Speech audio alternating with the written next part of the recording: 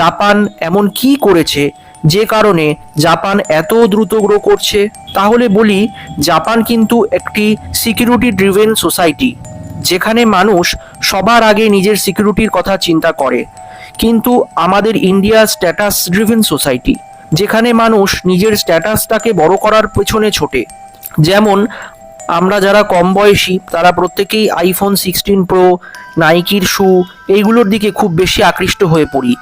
এইরকমই আপনাদের কাছে আমরা হাজার হাজার উদাহরণ দিতে পারি যেখানে আমাদের দেশের যুবকরা স্ট্যাটাস গেম খেলে।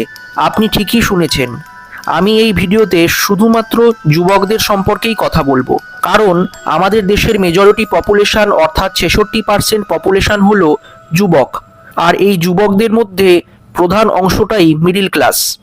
এখন প্রশ্ন হলো, আমাদের দেশের 66% পপুলেশন মিডিল ক্লাস কেন? তাহলে বলি, এর উত্তর